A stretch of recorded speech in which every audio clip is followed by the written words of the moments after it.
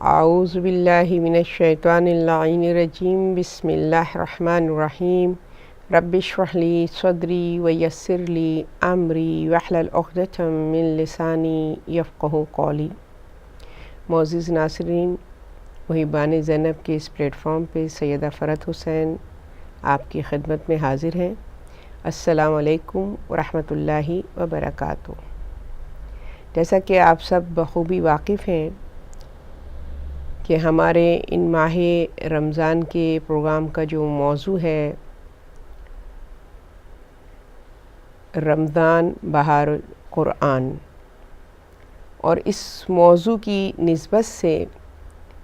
ہم نے اپنے گزشتہ پروگراموں میں یہ کوشش کی ہے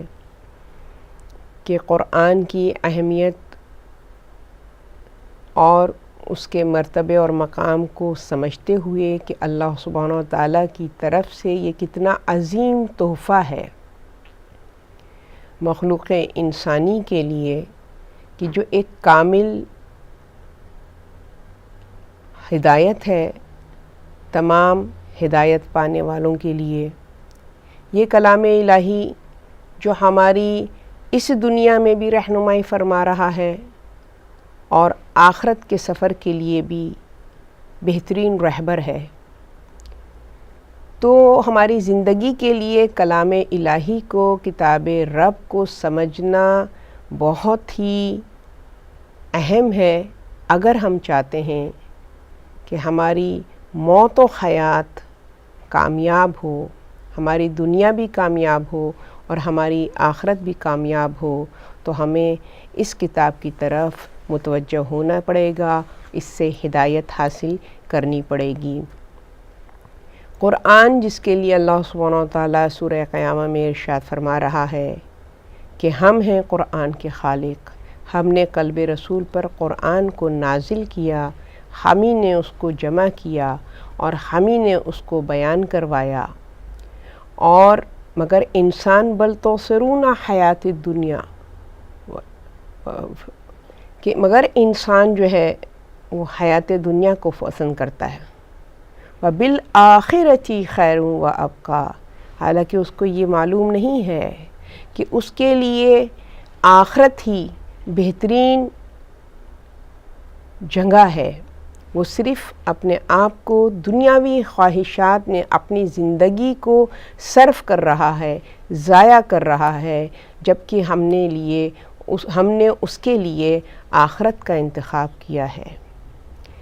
تو کلام الہی قدم قدم پر ہمیں ہماری زندگی کے مقصد کو پانے کے لیے ہماری رہنمائی فرما رہا ہے، مگر ہماری بدنصیبی دیکھیے کہ ہم اس سے ہدایت حاصل نہیں کر رہے۔ ہم نے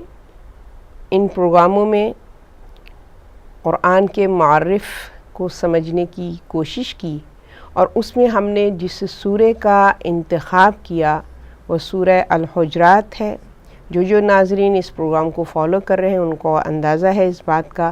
کہ ہم نے یہ کوشش کی ہے، سورہ الحجرات وہ سورہ ہے کہ جو ایک انسانی معاشرے کی تشکیل میں کاربند ہے، اور ایک آئیڈیل معاشرہ کہ جیسا اللہ سبحانہ و تعالیٰ چاہتا ہے کہ اگر انسان ایسے معاشرے میں اپنی زندگی کو بسر کرے تو پھر اس کے لیے فقط کامیابی اور کامیابی ہے۔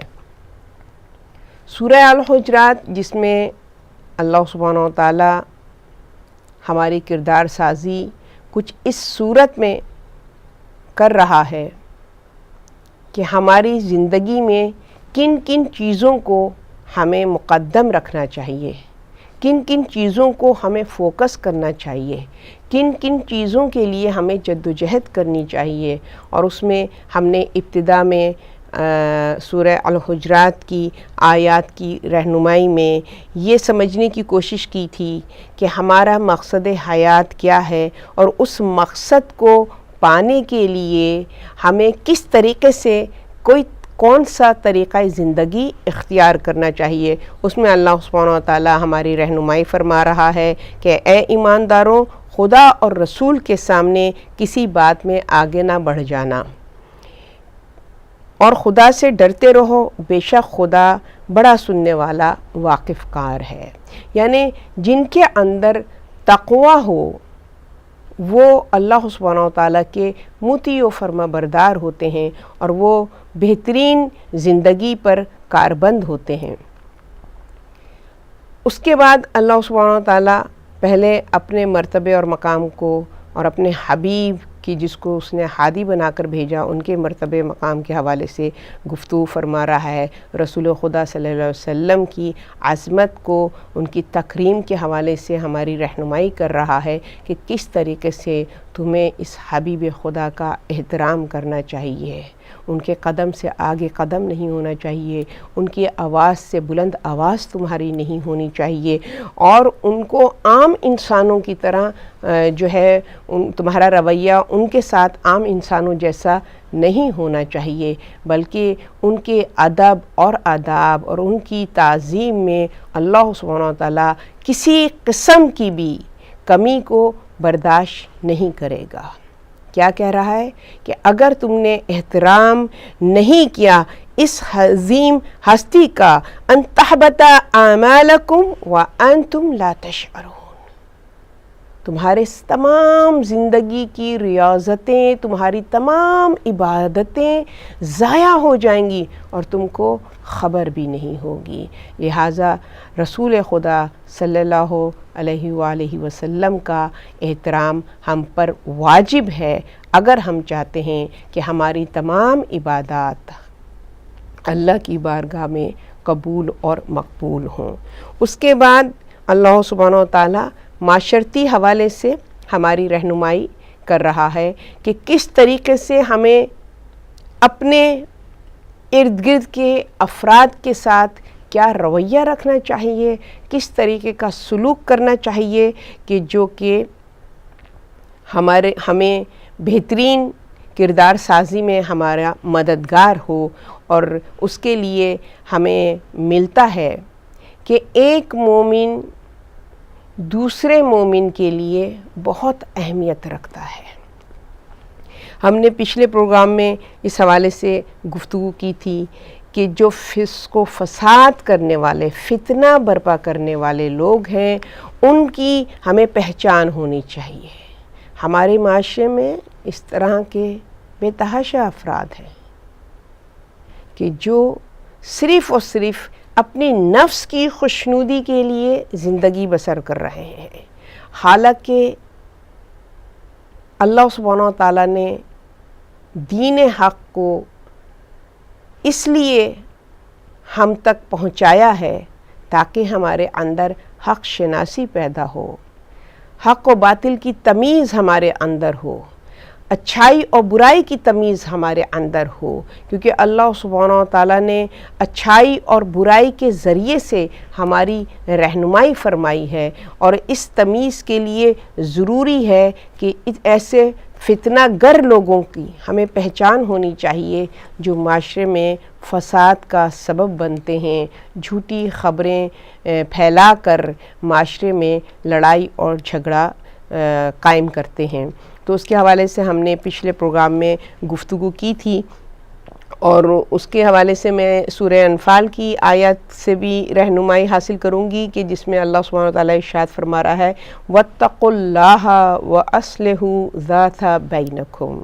یعنی اللہ کا تقوی اختیار کرو اور آپس میں صلح صفائی کروایا کرو۔ یعنی تمہارا اگر کوئی فتنہ اور فساد برپا کرتا ہے، اگر کوئی دو مومنوں میں لڑائی کرواتا ہے تو ہمارا کیا طریقہ کار ہونا چاہیے، اس حوالے سے قرآن ہماری رہنمائی فرما رہا ہے کہ ہمارا پھر اس میں کیا رویہ ہونا چاہیے۔ اگر اس طریقے کی کوئی مس انڈرسٹینڈنگ ہو جائے، دو لوگوں کے درمیان کوئی غلط فہمی ہو جائے، تو ہمارا کیا فرض بنتا ہے کہ ہم ان کی صلح صفائی کرائیں اور ان کے اختلاف کو بجائے یہ کہ اور ہوا دے،